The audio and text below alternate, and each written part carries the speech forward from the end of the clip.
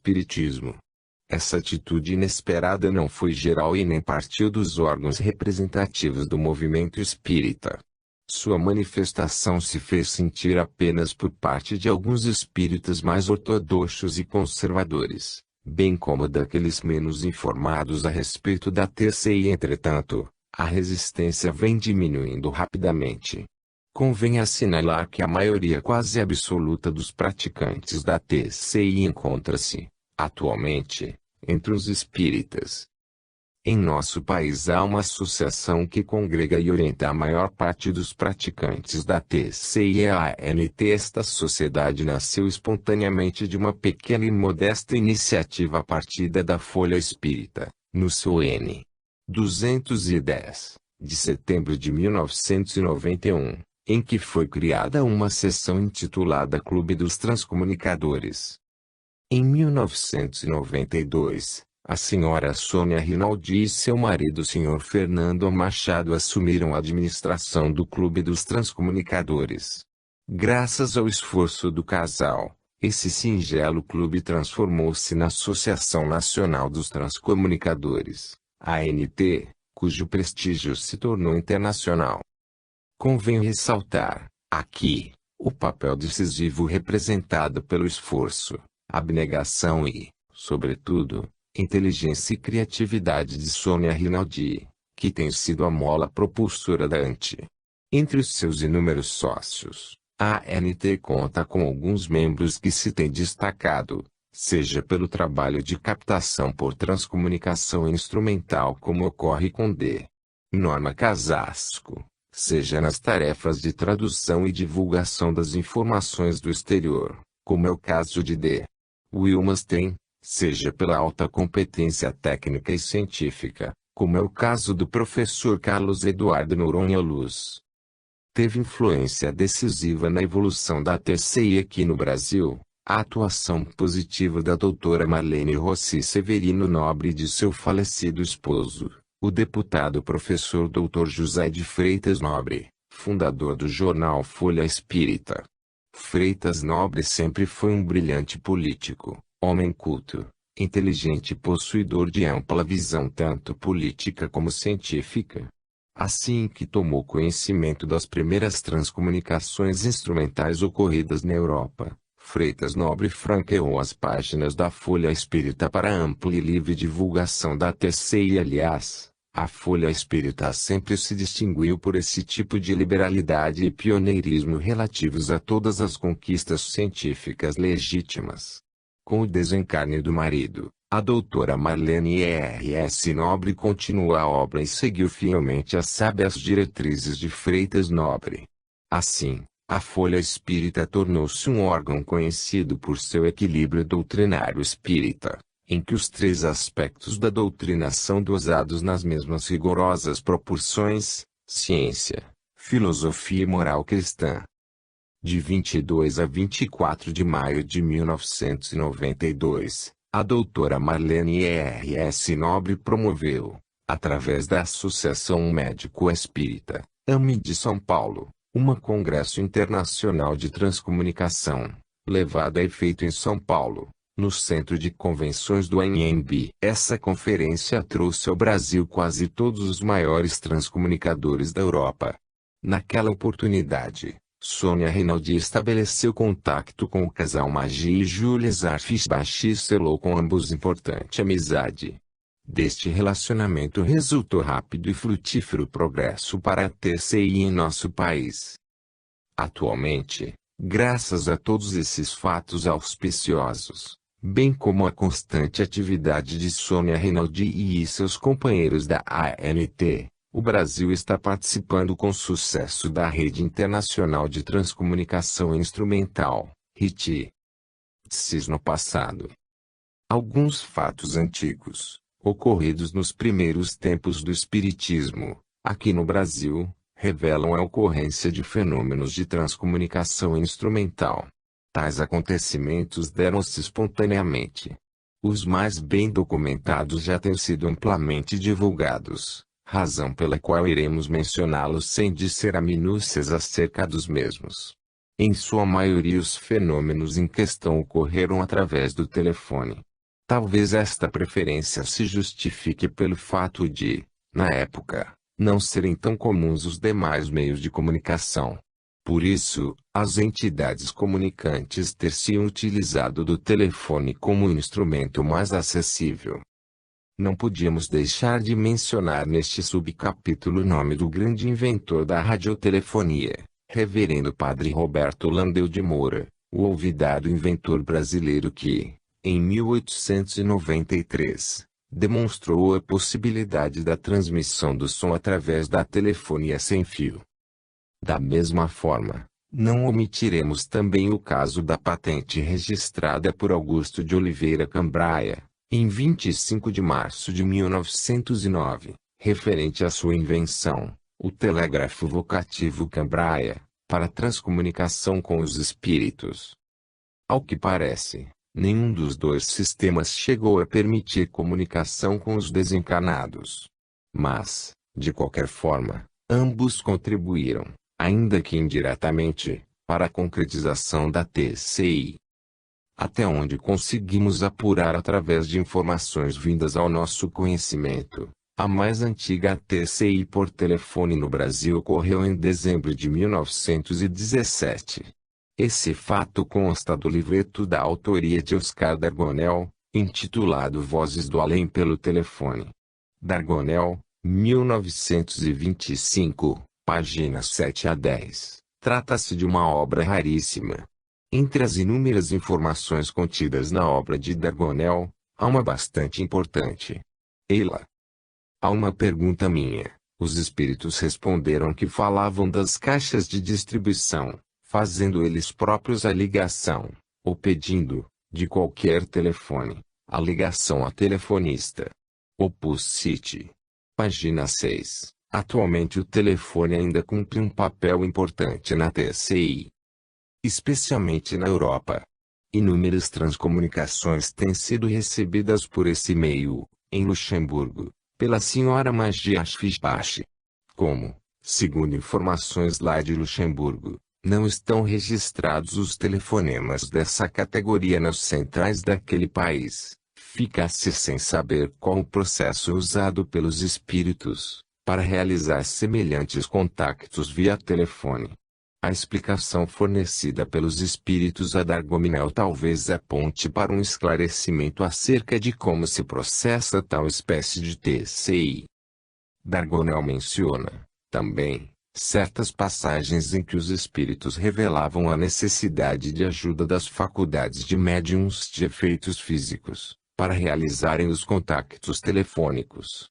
Por exemplo, em outra ocasião, o padre Manuel conversava comigo pelo telefone da minha repartição.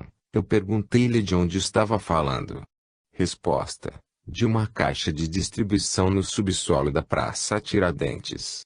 Descobri aqui num café um médium, Dargonel, de quem estou tirando a força para eu poder falar. Ele já tentou levantar-se para se retirar, mas eu não deixei. Retive-o. Dargonel, 1925, página 11. Esse episódio é, sem dúvida, bastante esclarecedor, quanto à necessidade de alguma espécie de energia biológica sacada dos médiuns, para a realização de certas TCIs. Não seria esta a razão pela qual alguns transcomunicadores são mais bem-sucedidos do que outros, nas captações de vozes pelo sistema EVP? Alguns aqui, logo à primeira tentativa, conseguem gravar mensagens extensas e nítidas. Entretanto, outros passam anos a fio tentando, sem êxito, obter um sinal sequer. Depois do caso de Dargonel, assinalamos o do Dr. Luiz da Rocha Lima, relatado na obra de sua autoria intitulada Mensagem, ZS dos Espíritos pelo Telefone. Lima, 1985. Este livro de 335 páginas traz o relato de um grande número de transcomunicações por telefone, tendo ocorrido a primeira em 1918. Eis como o Dr. Luiz da Rocha Lima descreve na página 35. Em janeiro de 1918, eu achava-me na casa de Abelardo, médium, e este estava jantando. Dirigi-me ao telefone junto à sala de jantar e comuniquei-me com Figner. Eu e este confrade estávamos conversando, quando o telefone chiou e a voz do padre surgiu. Eu respondi-lhe afirmativamente. Se alguém estivesse ao meu lado ouviria três vozes diferentes, a minha, a do Figner e a do Espírito. Na mesma obra do Dr. Luiz da Rocha Lima ao relato de um contacto por telefone de Frei Figner com o Espírito Pi. Manuel. Como Frei Figner demorasse um pouco a atender o telefonema, o Espírito informou de que houvera aproveitado o tempo conversando com a esposa dele. Este fato ocorreu no dia 31 de março de 1921. Aquele foi o padre com quem o Dr. Rocha Lima conversara também em janeiro de 1918. Posteriormente, Dr. Rocha Lima obteve 8 mensagens telefônicas de outro espírito denominado Frei Luiz. A primeira ocorreu em 13 de novembro de 1970, e a última ocorreu depois de abril de 1973. Todas as TCs foram por telefone devidamente gravadas. No referido livro de Rocha Lima, a partir do 12º capítulo são relatados vários episódios de agressões verbais dirigidas aos médiuns por entidades espirituais de nível inferior, através do telefone. Infelizmente o limite de espaço destas páginas não nos permite mais detalhes acerca destes casos. Passemos ao seguinte. Por ordem de data. Assinala-se o notável episódio do grande escritor brasileiro Henrique Maximiliano Coelho Neto, 1864 a 1934, mais conhecido pelo sobrenome Coelho Neto. Em 1923, em dia mês que não nos foi possível precisar exatamente, Coelho Neto ouviu, por uma extensão do seu telefone domiciliar, a conversa de sua filha Júlia com a garotinha Esther, a falecida filha de Júlia. Portanto, Coelho Neto testemunhou pessoalmente uma TCI por telefone, entre sua filha viva e a sua neta falecida há poucos meses. Até então, Coelho Neto havia sido um ferrenho inimigo do espiritismo. Aquele fato converteu-o totalmente. Na noite de 14 de setembro de 1924, ele pronunciou uma notável conferência na sede do Abrigo Teresa de Jesus, cuja íntegra foi, na ocasião, publicada por essa instituição, com o título A Vida Além da Morte. Trata-se de um opúsculo raríssimo cujo teor, felizmente, foi preservado para a posteridade pelo conhecido escritor e médium, Jorge Territseni, que o reproduziu na íntegra em sua magnífica obra intitulada Escritores e Fantasmas.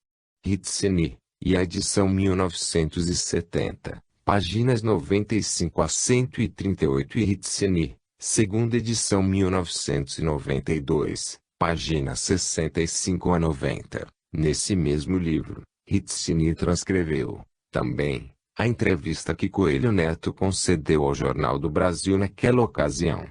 Sugerimos a leitura do livro de Jorge Ritseni que, além deste caso, contém matéria informativa raríssima e de alto valor.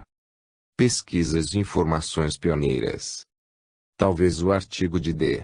Eucídio Bugras, publicado no 18, da revista Planeta, de fevereiro de 1974, tenha sido o primeiro a noticiar, na imprensa brasileira, os avanços da TCI na Europa. O título do referido artigo é Os Mortos Falam. Como todas as reportagens de D. Eucídio Bugras, essa é um primor de informação e, em 12 páginas fornece minucioso e amplo relatório de tudo o que se passava naquela época na Europa a respeito da transcomunicação por meio de instrumentos eletrônicos. Do Bugras, 1974, páginas 8 a 20. No 5º Colóquio Brasileiro de Parapsicologia, promovido pelo professor Flávio Pereira e levado a efeito nos dias 3 a 5 de julho de 1977, foi ventilada a questão da TCI e naquele colóquio compareceram 2 pioneiros da TCI no Brasil, Hilda Ilst e Jorge Maggiari. Posteriormente, Luiz Pellegrini e D.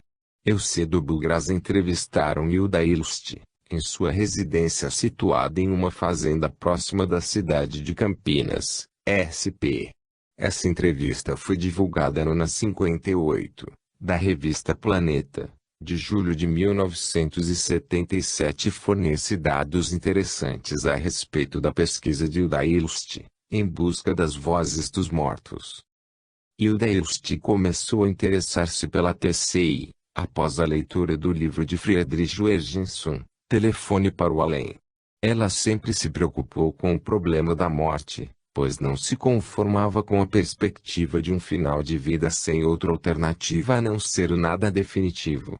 Aproximadamente em 1972, decidiu-se a repetir as experiências de Jürgenson. Inicialmente, Hilda usou um gravador pequeno e de qualidade inferior. Deixava-o ligado, ora sozinho, ora perto dela ou de outras pessoas. Durante muito tempo não logrou qualquer gravação de vozes do além.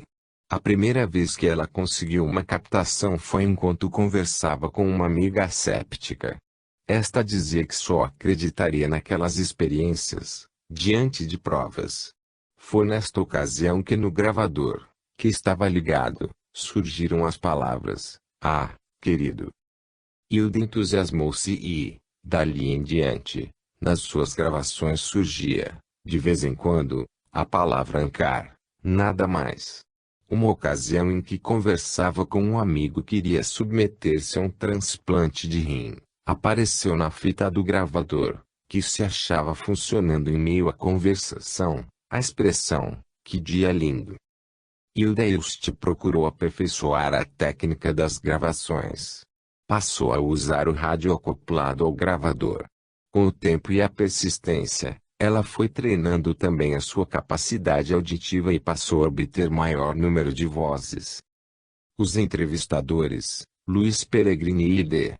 Eucedo Bugras, entre as perguntas que fizeram a Hilda Ilst, indagaram a respeito da reação de seus amigos intelectuais, quando ela lhes apresentou aquelas gravações. Vale a pena transcrever o trecho da resposta constante da entrevista de Hilda. Elo. Minha experiência nesse sentido tem sido quase sempre dolorosa, principalmente no que toca aos chamados meios intelectuais. Uma ocasião fui ao Rio de Janeiro, e numa reunião em casa de amigos, apresentei algumas fitas. Estavam presentes pessoas importantes da arte, ciência, cultura. Quando comecei a falar demonstraram muito interesse. Mas puseram-se a beber muito uísque, e quando chegou o momento de ouvir as fitas já estavam bem tocados. Assim, ante a dificuldade de entender facilmente as vozes, ficaram irritados, e passaram a me agredir.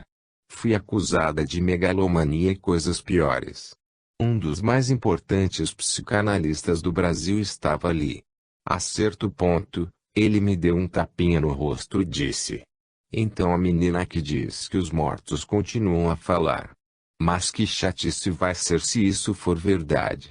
Quando argumentei que não sabia se eram ou não realmente vozes de mortos, que isso era apenas uma hipótese, e que o fenômeno era importante em si mesmo, independentemente dessa conotação, ele retrucou, tentando ser científico: "Se as gravações são autênticas, é o teu subconsciente que está gravando."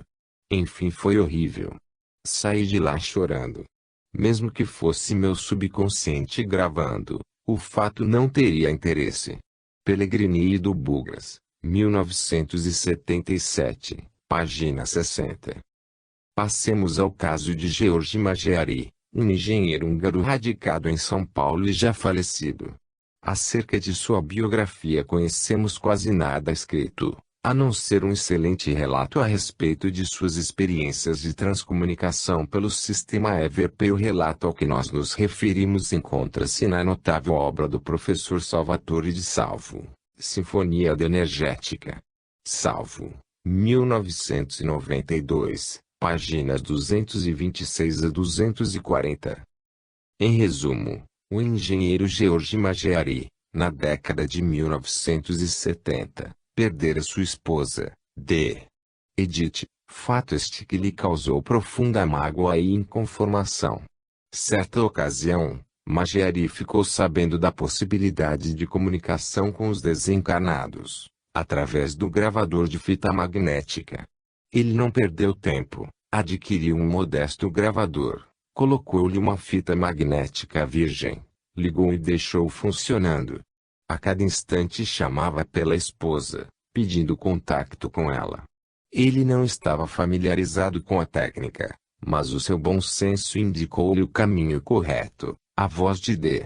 Edith apareceu na fita magnética, perfeitamente audível.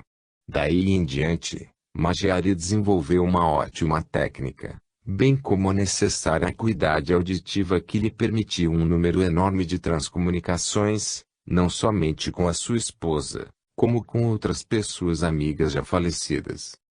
É uma pena que, devido à limitação de espaço, não possamos transcrever a rica soma de informações fornecidas na excelente obra do professor Salvatore de Salvo, livro este que preservou para a posteridade uma boa parte da história das transcomunicações do engenheiro George Maggiari, pois um incêndio acidental, na residência deste transcomunicador, destruiu todo o arquivo das fitas por ele gravadas. Outros grandes pioneiros da TCI no Brasil são o professor Mário Amaral Machado e sua esposa doutora Gloria Lentes. Há mais de 2 décadas, o professor Mário Amaral Machado vem investigando os fenômenos da TCI graças aos seus ótimos conhecimentos de eletrônica. Ele conseguiu desenvolver avançados métodos de captação de vozes pelo gravador e pelo rádio. Mário Amaral Machado possui um vasto arquivo de fitas magnéticas com milhares de vozes gravadas, tendo como eficiente colaboradora sua esposa doutora Glória Lentes. Finalizando este pequeno cadastro, que apenas aponta alguns dos inúmeros praticantes brasileiros da TCI, não poderíamos deixar de mencionar o senhor Geraldo Santos Castro Filho. Esse competente transcomunicador tem feito interessantes captações de imagens pelo processo Vidicom. Geraldo Santos obteve, pela TV, em cores, estranhas imagens bem nítidas de paisagens e objetos desconhecidos, que se supõem oriundos de outras regiões fora do nosso espaço-tempo. Conclusão. Daqui para diante, outros melhores escreverão a história da TCI no Brasil. Uma apreciável parcela já está redigida na obra da incansável Sônia Rinaldi, o livro de sua autoria, Transcomunicação Instrumental Contatos com o Além por Vias Técnicas. Rinaldi, 1996. Os nomes dos divulgadores pioneiros, bem como aqueles dos periódicos que os acolheram, também ficarão na história da TCI no Brasil e talvez no mundo, juntamente com os daqueles que, à custa de enormes sacrifícios pessoais e gasto de tempo útil roubado ao repouso ou às tarefas de ganho monetário, se dedicaram à pesquisa idealista e desinteressada dos fenômenos desta categoria. Dos divulgadores pioneiros, convém relembrar aqui alguns nomes: Eucedo Bugras e Luiz Peregrini, Planeta, Jorge Terrizzini, Artigos e Livros, Fernando Portela, Jornal da Tarde, 1982, Professor Flávio Pereira, Congressos e Palestras por Rádio e TV, Professor Salvatore de Salvo Congressos, Palestras e Livros, Aparecido Belvedere, Revista Internacional de Espiritismo, Deputado Freitas Nobre e Doutora Marlene Rossi Severino Nobre, Folha Espírita, Editora e Congressos, de Aulas Riedel, Editoras Cultrix e Pensamento, Sônia Rinaldi e Fernando Machado ANT, livros, boletins e artigos que se encarregarão de divulgar os nomes dos captadores de vozes e mensagens do além, perpetuando a memória desses abnegados benfeitores da humanidade que integram um quadro de sócios da ANT do Brasil. Finalizando, informamos que a ANT está formando, sob a orientação de Sônia Rinaldi, um corpo de intercâmbio técnico-científico, integrado por elementos da mais alta competência. Esse grupo de elite está em intensa atividade, procurando planejar, construir e experimentar sofisticados aparelhos destinados a facilitar as transcomunicações instrumentais. Um desses aparelhos, o telefone independente para TCI com estações extraespaciais, já foi projetado e construído pelo professor Carlos Eduardo Noronha Luz, encontrando-se, atualmente, em fase de experimentação pelas estações de Feixe, Alemanha, e Luxemburgo. Outros engenhos mais avançados já se acham nos bancos de prova dos laboratórios dos integrantes do referido grupo. Há intenso intercâmbio entre todos os referidos técnicos. 33. A TCI na atualidade. Não somos missionários, nem líderes espirituais da humanidade ou instrutores de religião, mas pesquisadores da TC apoiada por meios técnicos. Magiashi Bashi, Locheriashi, 1992, página 94. Visão geral histórica da TCI atual. A Metaciência Foundation, Inc., então dirigida pelo grande pioneiro da TCI, engenheiro George William, publicou no Vol. 6, na primavera de 1988, The Newsletter Unlimited Horizons, uma visão geral da TCI na atualidade. Esse documento foi elaborado em conjunto pelas seguintes pessoas: professores Walter e Marie Jurpoff, Dr. Ernst Sinkowski e engenheiro George W. Meck. Este último liberou os direitos autorais de toda a matéria publicada na referida newsletter. Em vista disso e por se tratar de um documento de raro valor e importância, deliberamos brindar os leitores deste nosso modesto trabalho, publicando a seguir uma tradução da referida visão histórica. Trata-se de uma sinopse constante das páginas 15 a 17 da citada newsletter. No intuito de informar os leitores, acrescentamos à referida tradução várias citações de obras onde poderão encontrar grande número de dados a respeito dos modernos processos de transcomunicação instrumental. Algumas dessas obras são traduções dos melhores livros estrangeiros que tratam da matéria, originalmente escritos em alemão. Recomendamos especialmente as seguintes: Locheriashi, 1992, Schaffer, 1992, Bander, 1974, e Joergensen, 1972. Para o leitor que deseja uma síntese bem atualizada e com amplas informações, especialmente sobre a TCI no Brasil, a melhor obra é a da Sra. Sônia Rinaldi, 1996, Transcomunicação Instrumental, Contato com o Além por Vias Técnicas, São Paulo, FIA Editora Jornalística, Limitada. Recomendamos a sua leitura, inclusive para aqueles que iniciam agora o seu aprendizado sobre TCI. Além desses livros atrás mencionados, há, em português, vários outros que contribuirão para uma visão mais ampla acerca da TCI. Procure consultar as indicações bibliográficas, no fim deste livro. Vamos à sinopse de que falamos anteriormente. EILA. Visão geral histórica do desenvolvimento do contacto instrumental com os mortos. Professores Walter e Marie Jurpoff, Dr. Ernest Sinkowski e engenheiro George W. Meck. 1. Esforços iniciais para contactar os mortos. 1928, Thomas Edison trabalha em equipamentos que ele espera irão permitir a comunicação com os mortos, usando um aparelho químico com permanganato de potássio. 1936, Attila von Zala começa a experimentar com um gravador e reprodutor de sons agulha, marca Packardell, tentando captar vozes paranormais por meio de gravações em fonógrafo. Ele consegue algumas vozes, mas a qualidade é pobre. 1947, Attila von Zala adquire um gravador de fio Sears Roebuck e obtém vozes de uma certa melhor qualidade, mas o fio é muito fino e muitas vezes fica tão emaranhado que este método é também abandonado. V. Folha Espírita NES 271, outubro, 1996, página 4. Princípios de Attila 1950. Attila von Szalay começa experimentado com gravador de fita magnética e capta vozes, algumas das quais são inteiramente claras. 2. O fenômeno das vozes eletrônicas, o estágio do gravador eletrônico e microfone. 1956, Raymond Bailey junta-se com von Szalay nos experimentos e escreve um artigo para o Journal of the American Society for Physical Research. 1958, publicado em 1959.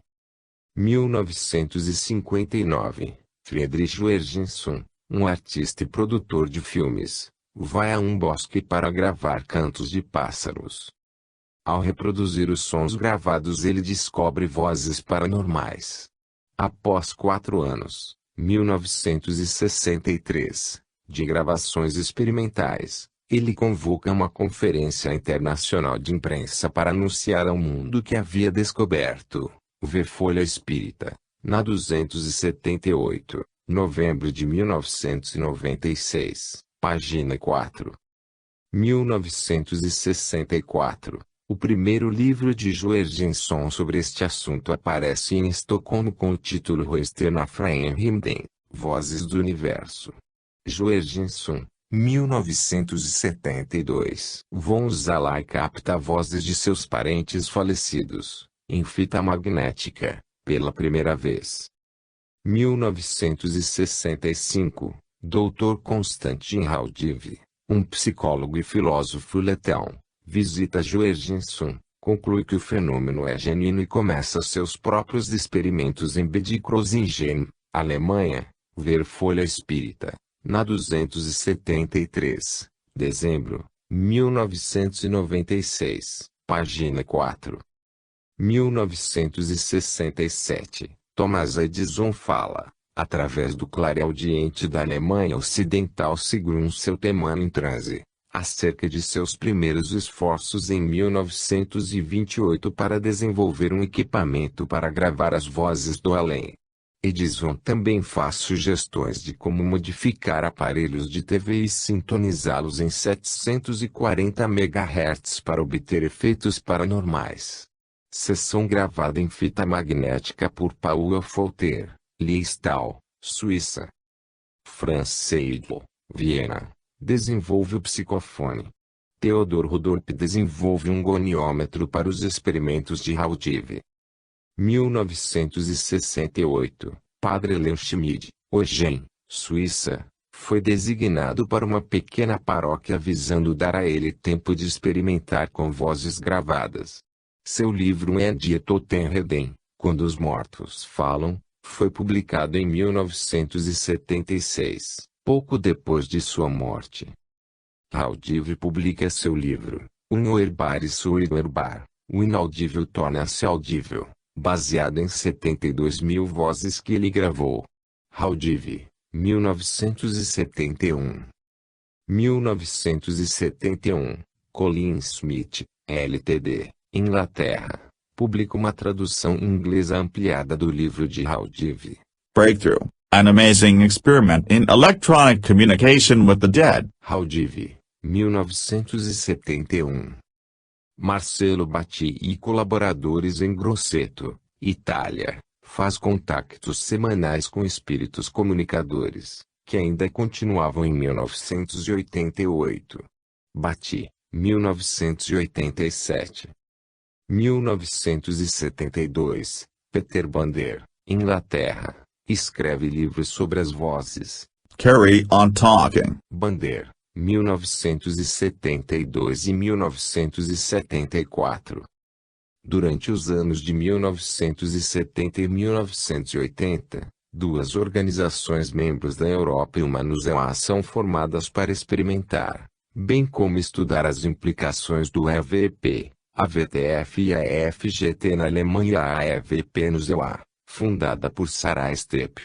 Anna Busdek fundou a VTF em 1975, mais tarde dirigida por Fidelio Kuebele.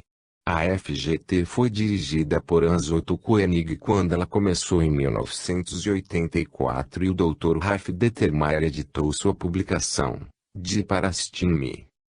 1973, Giuseppe Michael Lamoureux, Estado de Washington tiveram sucesso com a gravação de vozes paranormais depois de ler o livro de Haldive, Breakthrough. 1975, William Adams Welch, um roteirista e dramaturgo de Hollywood, escreve Talks with the Dead, Conversa com os Mortos. 3.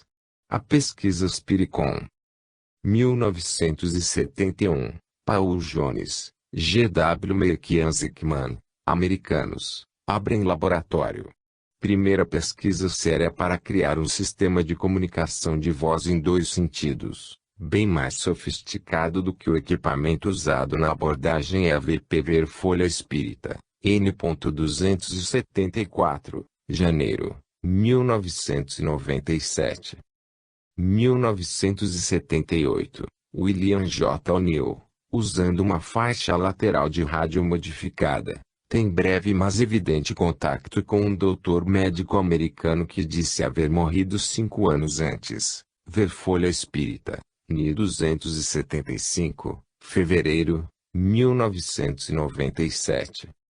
1982, George William Meek faz uma viagem ao redor do mundo para distribuir registros gravados em fita magnética de 16 excertos da comunicação entre William J. O'Neill e um cientista americano que morrera 14 anos antes. George W. Meek também distribuiu um relatório técnico de 100 páginas, dando diagramas de montagem, fotos, dados técnicos e orientação para pesquisa por outros. Ao retornar, convocou uma conferência com a imprensa em Washington, DC e distribuiu os mini-cassetes e os manuais técnicos para os representantes da imprensa, rádio e TV. Meek, 1982, Fuller, 1985. 4. Sistemas instrumentais sofisticados, somente voz. 1982 a 88, Anzoto Koenig, Alemanha Ocidental, desenvolve sofisticado equipamento eletrônico, usando osciladores com frequências de batimento extremamente baixas, luzes ultravioleta e infravermelha etc. Schaffer, 1992. 1985 a 88, Jules Image Arfispach, Luxemburgo, com ajuda espiritual, desenvolvem e operam dois sistemas eletrônicos, superiores a qualquer um dos equipamentos EVP construídos até então. Essa comunicação torna-se significantemente mais confiável e repetível do que os sistemas desenvolvidos anteriormente. Locher e Arch, 1992. 5. Fotografias de pessoas falecidas, em tubo de imagens de TV. 1980, pesquisadores em vários países têm imagens dos mortos aparecendo esporadicamente em suas TVs. Não há controle sobre o aparecimento dessas imagens. 1985, Klaus Schreiber, Alemanha Ocidental, com a assistência técnica de Martin Wenzel, começa a obter imagens de pessoas falecidas, no tubo de imagens da TV, usando sistemas óptico-eletrônicos retroalimentados. Existe identificação positiva em muitos casos por meio de acompanhamento por audiocomunicação, incluindo contato áudio-vídeo com duas falecidas viúvas de Schreiber. Esse trabalho é o tema de um filme documentário de TV e de um livro por Rainer Obi da Rádio Luxemburgo. Obi, 1987. 1987, Jules Image Arfispach, com a assistência de um colega terreno e do mundo espiritual, obtém sequências de imagens de TV de boa qualidade. 6. Uso de um sistema de computador para comunicação em dois sentidos. 1980 a 81, Manfred Boden, Alemanha Ocidental, obtém sem haver solicitado a impressão em um computador, de espíritos comunicadores, Unlimited Horizons, 1985, páginas 1 e 2.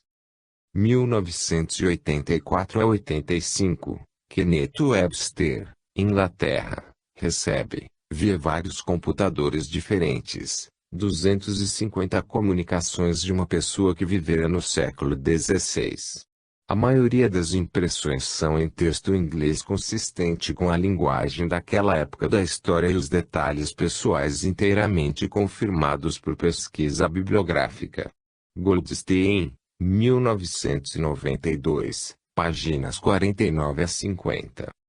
1987 a 88. Jules Image Arfischbach estabelecem demorado contato por computador, com soberba orientação e assistência de colaboradores de um outro mundo. Isto permite a submissão de questões técnicas, com impressão em alta velocidade no computador das respostas cuidadosamente consideradas. 7.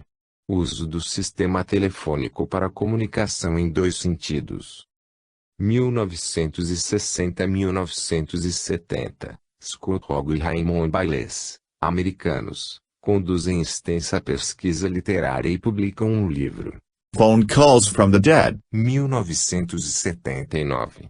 Rogo e Bailes, 1979. Eles relatam muitos casos bem documentados de recém-falecidos tentando comunicar-se com seus desolados sobreviventes, sobre negócios inacabados.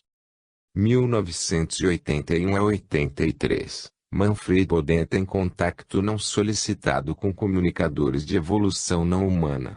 Recebeu inúmeras contas telefônicas devidas a chamadas não solicitadas. Unlimited Horizons. 1985, páginas 1 e 2. 1988, Jules Image Arfischbach, com notável orientação e cooperação dos planos superiores, utilizam uma secretária eletrônica para receber chamadas telefônicas chegadas sem ser solicitadas, de um cientista colaborador no mundo espiritual. A voz é clara, facilmente inteligível e substancialmente livre de estática. Esta atividade continua. Locheriache, 1992. A Rede Internacional de Transcomunicação Instrumental, RIT. Do dia 31 de agosto a 04 de setembro de 1995, na cidade de Dartington Hall, Inglaterra, foi levada a efeito uma reunião de caráter internacional, com a participação de diversos representantes da TCI e do ZEUA, Europa e Brasil. O objetivo dessa reunião foi criar uma rede internacional que agregasse os transcomunicadores do mundo todo, porém sem o caráter de uma organização piramidal, isto é, que fosse uma espécie de rede sem nenhuma chefia suprema. Esta rede deverá, pois, compor-se de pessoas independentes, experimentadores ativos ou simpatizantes do assunto. O nome sigla adotados para intercâmbio mundial foi a designação em inglês. International Network of Instrumental Transcommunication, INET. A cada 4 meses serão publicados, independentemente, um boletim em inglês, em alemão e em português, dando notícias dos progressos da TCI local e, também, de fatos notáveis ocorridos nos demais nós da rede. Sônia Rinaldi é a responsável pela malha de língua portuguesa. Para os mais interessados em detalhes acerca da RIT, ou INET, sugerimos a leitura dos artigos de Sônia Rinaldi, na página 5 das Folhas Espíritas de outubro de 1995 e de novembro de 1996, bem como do jornal da ANT Circular 32, de setembro de 1995. Conclusão. O objetivo do presente capítulo foi unicamente fornecer ao leitor uma informação compacta sobre a posição da TCI, atualmente no mundo, especialmente aqui no Ocidente. Não descemos a detalhes e minúcias técnicas para não repetirmos inutilmente aquilo que já está publicado nas obras indicadas, de maneira mais completa. 34. Epílogo. Há verdadeiramente duas coisas diferentes, saber e crer que se sabe. A ciência consiste em saber, em crer que se sabe está a ignorância. Hipócrates. Sobrevivência e transcomunicação. Eis-nos chegados até aqui. No entanto, pessoalmente, Não acreditamos de forma alguma haver convencido a totalidade dos leitores acerca da realidade da transcomunicação, seja ela mediúnica ou instrumental. Nossa cultura ocidental cristalizou-se de tal forma nos moldes do materialismo, que mesmo vendo, ouvindo e tocando, somente uma minoria acredita sem vacilar na possibilidade da sobrevivência após a morte.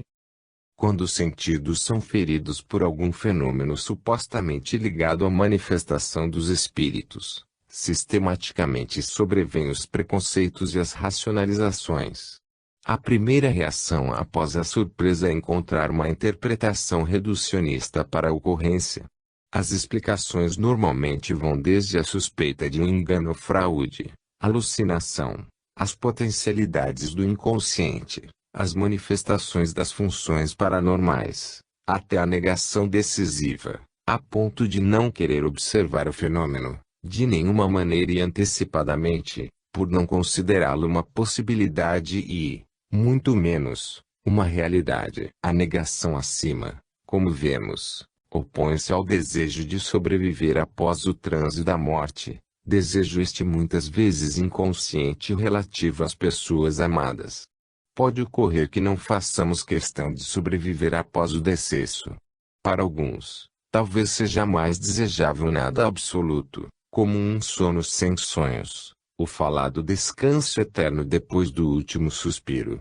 Porém, a maioria talvez desejasse que seus mortos queridos pudessem, de uma forma qualquer, comunicar-se e dar notícias do suposto mundo do além. É que, para nós, a conservação indefinida daquilo ou daqueles que amamos é sempre desejável. Possivelmente, este apego àquilo que supervalorizamos seja a principal razão por que, mesmo sem crer cegamente na vida após a morte, a maioria das pessoas deseja a sobrevivência das criaturas amadas. A transcomunicação seria, portanto, uma das formas de satisfazer essa aspiração. Transcomunicação mediúnica x instrumental. Logo que houve maior divulgação da existência efetiva da TCI, começaram a surgir reações contra a prática dessa modalidade de transcomunicação. Por estranho que possa parecer, tais reações partiram de alguns setores da comunidade espírita. As várias seitas religiosas, pelo que sabemos, não se manifestaram nem contra e nem a favor.